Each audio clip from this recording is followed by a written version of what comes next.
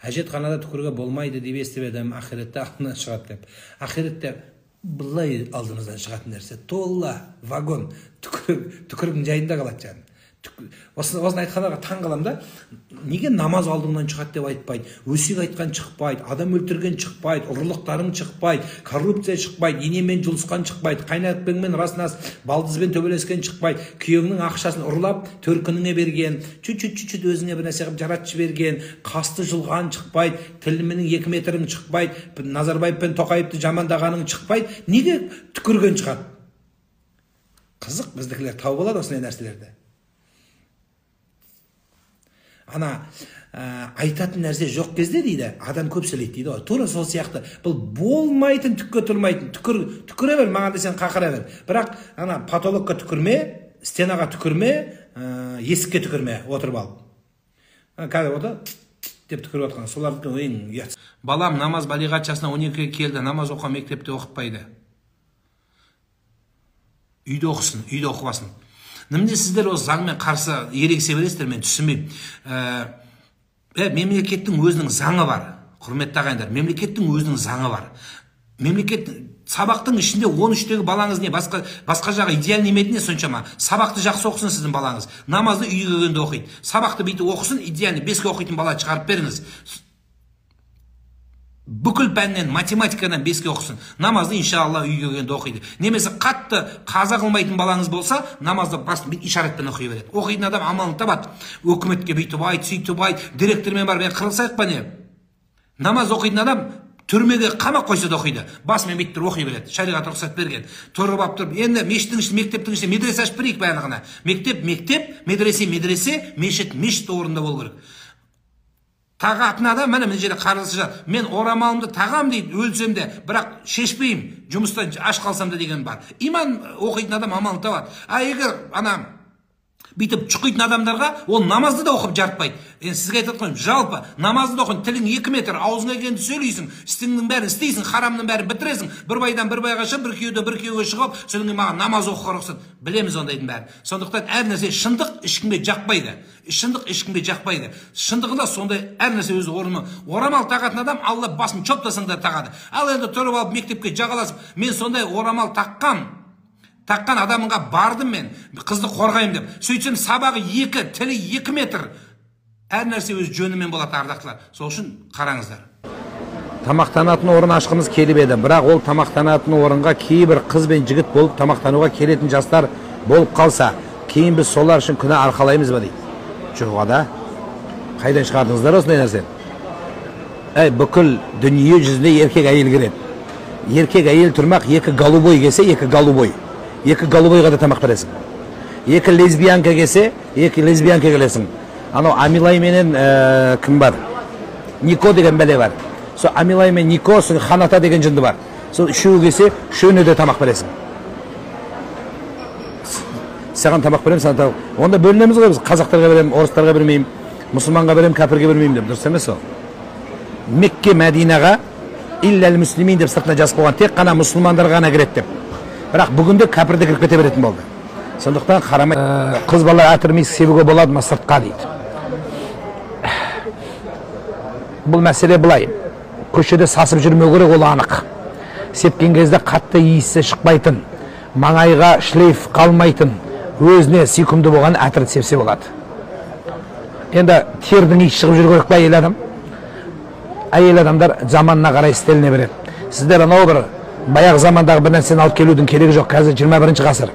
Енді баяғыда сахабалар сепкен екен, Абу Хурайра өтіп баратса, бір әйелдің үстінен әтір шығыпты, сол кезде оған айтыпты деген бір нәрселерді оқып, моллалар немесе соны айтып алады да, содан кейін барып жүреді. Сонда не әйелдерді тер шығып сасып жүру керек пе не? Енді әтір шықмағаны тер шығыпты адамнан. Сондықтан бұл бос сөз. Үйленгенімізге 4 жыл болды. Күйеуім мақырды алып берем деген сыйлықты әлі әпермеді. Осыған не дейсіз? Енді қарындасым мәселе былай. Егер сіздің күйеуіңіз мақырды, сізді қалың мал берсе, саған әйелім деп сені құрметтесе, сізді алақанына салып баптаса, не қыласыз проблемаз деп. Айтыңызшы, сізге онсыз да рахымды сіздің жарыңыз, енді мақырдан төбелес шығып, iPhone 15 шығып, ертең қырылысып, ажырасып кетпеш, айналайын сол махр үшін. Махр деген сіз үйленген кезде қазақтың берген қалың малы махр болады. Қазірге кейбір бір нәрсені оқып, чатты бұтты бір нәрсе білгендер, махр деген отдельно, қалың мал деген отдельно деп далбастап жүр, ол бәрі дұрыс емес. Қалың мал сол махр болады. Аллах Тағала Құран Кәрімде бұйырылған берген сыйлық бұл махр болады. Ол махр қызға стиральный машинаң жоқ еді, стиральный машина әперді.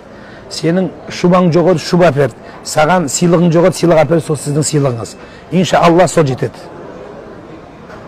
Енді бүйректен сирақ шығарудың керегі жоқ. Сізге жақсы күйеу болғанның өз махр деп есептеңізді, кешіңіз Алла үшін. Сол махрға өзі таңғалам. Шариғаттан дым білмейміз, бірақ махрды жақсы білесіздер. Қалтаңда 5 теңге жоқ, бірақ тоқалағыш бәрі. Маған бір жігіт кепті. Екінші әйел алып жатырмын, некесін қиып беріңіз деп. Соны бүйтіп әйеліне қарадым да айттым, сіз екінші әйел болуға жарамайсыз дедім. Неге жарамаймын деді. Айттым, сен семіз екесің дедім. Семіз болса не болады деді. Бұның бірінші әйел білмейді сені дедім. Иә, білмейді дейді. Айтқан жоқпын мен оған дейді. Білген күні дедім, сен шашыңды жұлады, сен ол бірінші әйел арық дедім. Фигурный едім. Сен семізсің, сен қашамайсың. Сені қуып жеттіріп шашыңды жұлады дедім. Онда мен үйленмеймін деді, күйеуге шықпаймын деді. Дұрыс дедім, шықпа дедім. Шашыңды жұлады сен дедім, дайдала бер дедім. Ондай құрсын дейді. Мен бұл айттым деп айтты. Бұл өтірік айтып айтқан жоқ дедім. Духы жетсе, ол прямой алады. Міне келіп отырғызады, бірінші әйел отырады, сөйтіп неке қияды. Олардың өзі кейін құлақтан теуіп келеді етіп кетеді. Ондай да көріп жатырмын. Қазақстанда атын айтпай ақ қойын, бір сұмдық біреу бар бізде. Инстаграмнан түспейді, сөйлегенде сұмдық біреу сөйлейді. Екі қатыны бар. Екінші қатыны маған күнде жазады, жылап. Менің күйеуім айтыңызшы, бүйтіп жатыр, мені ұрып жатыр, менің баламды қарамайды, бізге ақша бермейді, бүйтті, сөйтті деп. Инстаграмнан бәрің білесіңдер, атын айтсам, құлап түсесіңдер. Айтпай ақ қойын. Тура сол. Сондықтан аласың ба, шамаң жетсе, дұқың жетіп ал, көрсетіп ал. Шалмайсың ба, сол бірінші әйелдің етегін тыныш ұстап ота бер. Сол жер жақсы өзі, сол жер қолайлы. Сөйте айналайын. Құранда өзі Аллах Тағала өзі айтқан. Біл-уахида, бірінші әйел қайырлы сендерге дейді. Бірақ әйел қайырлы дейді. Сол бір әйел ұста. Алла өзі жаратқан ғой бізді, біз біледі. Бізді қайсы екенбіз. Просто енді жатып алып, армандай бер енді, тоқал деп, 85 келгенде алам деп ойлай бер енді. Ол да жақсы. Орыста айтады, мечтать не вредно дейді. Әулиеге барғанда, мазарға барғанда өзге дін өкіліне дәрет алу міндет пе дейді. Жоқ, иман жоқ қой. Дәрет мұсылманға ғана жүреді, біліңіздер. Мұсылман емес адамға дәрет жүрмейді. Кезінде Омар радиаллаху анху ислам дініне кіретін кезде қарындасының үйіне келді, күйеу баласы екеуінің. Ол екеуі мұсылман болған еді. Омар мұсылман емес. Бұл келіп қалған кезде қамыс үйде отырады, олар қамыс үйден Құран оқып жатқан, Таха сүресін оқып жатқан еді. Сол кезде бұл кіріп келді, не оқып жатсыңдар деді. Күйеу бала шығып еді, күйеу балам бұрып қалды, қарындасын ұрды. Сендер Мұхаммедке сендіңдер деді. Соны өлтірсең де қайтпаймыз деді. Содан жүрегіне Құдай иман салды. Енді мен 5 оқығандарыңды көрейін деп еді, сізге ұстауға болмайды дейді. Неге де? Сен мұсылман емессің деді. Дәреттің өзі шарты мұсылман болу керек бірінші. Екінші шарты дәрет алатын, бұзатын нәрсе тоқтап тұру керек. Қалай? Мысалы, дәретті не бұзады? Кіші дәрет, үлкен дәрет, осы нәрселер тоқтау керек. Яғни сен түзді чаптырып тұрып, былай қарай дәрет аламайсың. Неге өйткені тоқтау керек бұзатын нәрсе. Осы нәрселердің бәрі шартымен келеді. Одан кейін ғана ішкі шартына келеміз. Бұл сыртқа шарты. Сондықтан Орысқа, Петровға, Валентина Дмитриевнаға, Алла Пугачеваға дәрет алудың керегі жоқ. Максим Галкин үшеуі келсе де керегі жоқ. Неге? Өйткені оларға мұсылман емес олар. Дәрет тек қана мұсылмандардың үкімі жаным. Оған дәрет керек жоқ. Сол үшін ғой жаназаға тұрғызбайтынбыз. Өйткені иман мәселесі. Ол үйіне жуынып, қырынып келеді. Қырынып, әдемі болып, барлығын алып күшті болып келеді. Ол таза, өйткені жүректегі тазалық жоқ.